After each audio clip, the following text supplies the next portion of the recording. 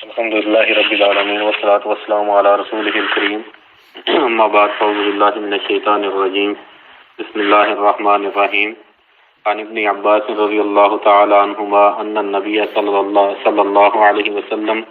بعث معاذا رضی اللہ تعالی عنہ الى اليمن وذكر الحديث وفيه ان الله قد افترض عليهم صدقة في اموالهم تؤخذ من اغنيائهم وترد على فقرائهم متفق علیہ واللفظ للبخاری۔ آج کے درس کے اندر بیان ہوگا کہ زکوٰۃ جو ہے وہ کن پر فرض ہے۔ حضرت عبداللہ بن عباس رضی اللہ تعالی عنہما سے روایت ہے، کہتے ہیں کہ نبی صلی اللہ علیہ وسلم نے معاذ رضی اللہ تعالی عنہ کو یمن کی طرف بھیجا۔ تو کہتے ہیں جی کہ مکمل حدیث ذکر کی، اور اس کے اندر یہ ہے کہ اللہ رب العزت نے فرض کیا ہے ان کے اوپر صدقہ ان کے مالوں میں، جو ان کے مالداروں سے لیا جائے گا اور ان کے غریبوں پر فقراء پر لٹایا جائے گا۔ یہ بخاری اور مسلم کی روایت ہے، اور الفاظ کہتے ہیں کہ بخاری کے ہیں۔ تو اللہ کے نبی صلی اللہ علیہ وسلم نے معاذ رضی اللہ تعالیٰ عنہ کو یمن کی طرف جو ہے سن 10 ہجری کو بھیجا تھا، معلم، قاضی اور مفتی بنا کر بھیجا تھا، اور ساتھ میں حضرت ابو موسیٰ اشعری رضی اللہ تعالیٰ عنہ کو بھی بھیجا تھا۔ تو اللہ کے نبی صلی اللہ علیہ وسلم کی وفات کے بعد تک یہ حضرت معاذ رضی اللہ تعالیٰ عنہ یمن میں رہے، اور اس کے بعد ابو بکر صدیق رضی اللہ تعالیٰ عنہ کی خلافت میں حضرت معاذ یمن سے جو ہے شام کی طرف حضرت ابو بکر صدیق رضی اللہ تعالیٰ عنہ نے ان کی ڈیوٹی شام کی طرف لگا دی۔ تو وہ شام میں قاضی، مفتی، مرشد رہے، پھر وہ شام میں ہی ان کی وفات ہوئی ہے حضرت معاذ بن جبل رضی اللہ تعالیٰ عنہ کی۔ تو اس روایت کے اندر جو ہے تفصیل ہے، یعنی کہ یہاں پر تو مختصر لائے ہیں حافظ ابن حجر، لیکن تفصیلاً روایت یہ ہے کہ اللہ کے نبی صلی اللہ علیہ وسلم نے حضرت معاذ کو جب بھیجا یمن کی طرف تو کہا کہ میں تمہیں اہل کتاب کی طرف بھیج رہا ہوں۔ تو وہ یمنی جو تھے وہ اہل کتاب تھے، نصارہ تھے۔ تو اللہ کہ نبی صلی اللہ علیہ وسلم نے حضرت معاذ کو بھیجا کیونکہ وہ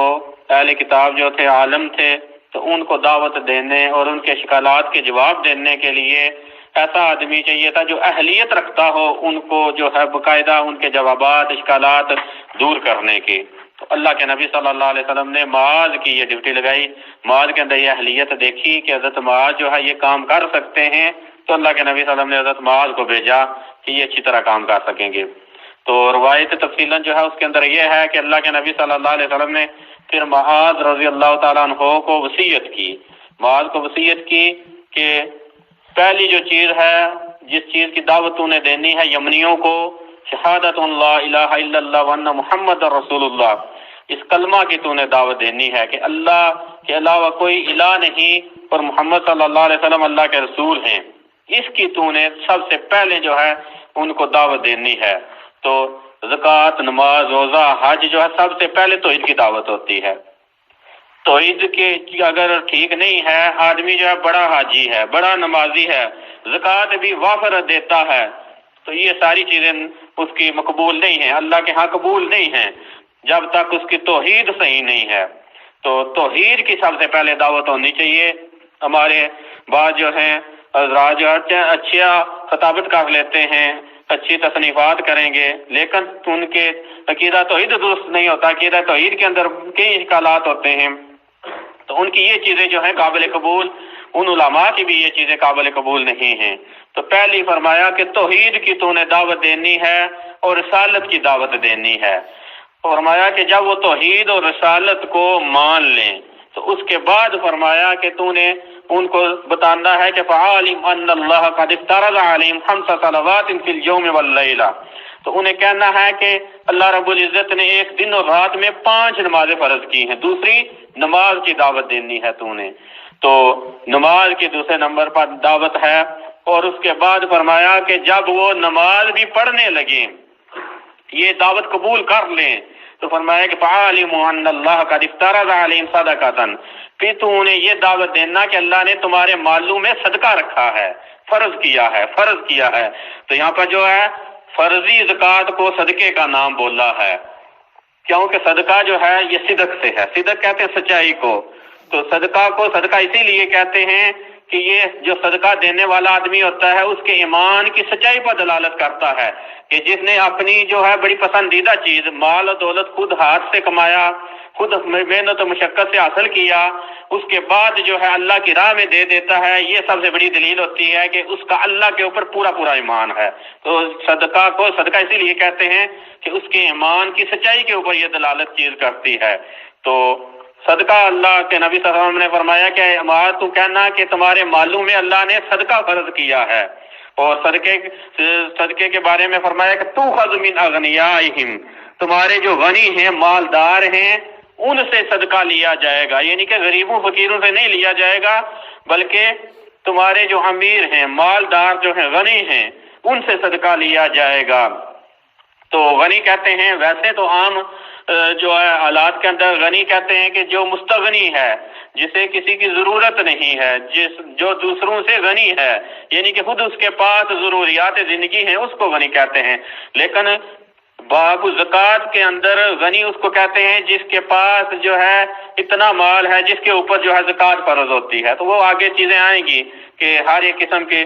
زکوٰۃ جو ہے مال مویشی کے اوپر زکوٰۃ ہے، اور اسی طرح زراعت کے اندر یعنی کہ کھیتی باڑی پہ زکوٰۃ ہے، مال و دولت چاندی سونے پر زکوٰۃ ہے، وہ چیزیں ساری آگے بیان ہوں گی۔ یعنی کہ غنی زکوٰۃ کے اندر وہ ہوتا ہے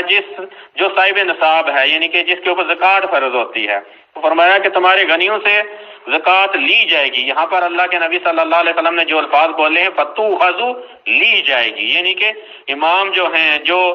وقت کا حاکم ہے وہ زکوٰۃ لے گا، اگر دینے والا انکار کرے گا پھر بھی وہ زبردستی لے گا، جیسا کہ ابو بکر صدیق رضی اللہ تعالیٰ عنہ نے زکوٰۃ کے منکرین سے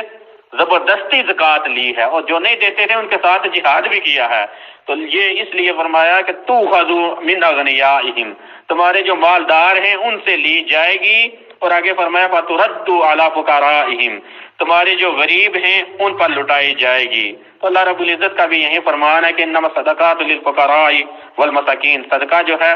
فقیروں کے لیے اور مسکینوں کے لیے ہے۔ تو فقیر اس کو کہتے ہیں کہ جس کے پاس بالکل کچھ نہیں ہے، کنگال ہے، جس کے پاس کچھ بھی نہیں ہے وہ ہے فقیر۔ مسکین وہ ہوتا ہے جس کے پاس ہے مال دولت لیکن اتنا نہیں ہے جو ضروریات پوری کر سکے، ہے لیکن ضروریات نہیں پوری کر سکتا، وہ ہے مسکین۔ اگر مسکین اور فقیر اکٹھے لفظ آئیں تو تب یہ فرق کیا جاتا ہے، اگر دونوں میں سے ایک آئے تو فقیر کے اندر کبھی مسکین بھی شامل ہوتا ہے، مسکین کے اندر کبھی فقیر بھی، لیکن الگ الگ آئیں تو اکٹھے آ جائیں تو یہ فرق کیا جاتا ہے۔ فقیر وہ ہوتا ہے جو بالکل خالی ہاتھ ہے، کچھ بھی نہیں ہے اس کے پاس، لیکن مسکین وہ ہوتا ہے جو مال دولت ہے لیکن ضروریات زیادہ ہیں، حاجات زیادہ ہیں، لیکن جو کمائی ہے جو روپیہ پیسہ وہ کم ہے، اس کو کہتے ہیں مسکین۔ تو فرمایا کہ فَتُرَدُّ عَلَىٰ فُقَرَائِهِمْ، تمہارے فقیروں پر لٹائی جائے گی۔ مطلب یہ ہے کہ حضرت معاذ کو اللہ کے نبی صلی اللہ علیہ وسلم نے فرمایا کہ معاذ تو ان یمنیوں سے زکوٰۃ لے گا اور انہی یمنیوں پر لٹائے گا، یعنی کہ جس علاقے سے زکوٰۃ لی جائے گی اسی علاقے میں جو ہے اسی علاقے کے غریب و مساکین پر لٹائی جائے گی۔ اصل میں یہ اختلاف علماء کا، جیسا کہ امام بخاری علیہ رحمہ نے جو ہے ان کے نزدیک تو یہ ہے کہ مال و دولت جو ہے ایک شہر سے دوسرے شہر کی طرف منتقل ہو جاتا ہے زکوٰۃ کا مال، لیکن راجح بات یہی ہے کہ اگر کسی شہر کے اندر جو ہے فقیر مسکین موجود ہیں تو اس شہر کی زکوٰۃ ان مسکینوں غریبوں پر لگانی چاہیے،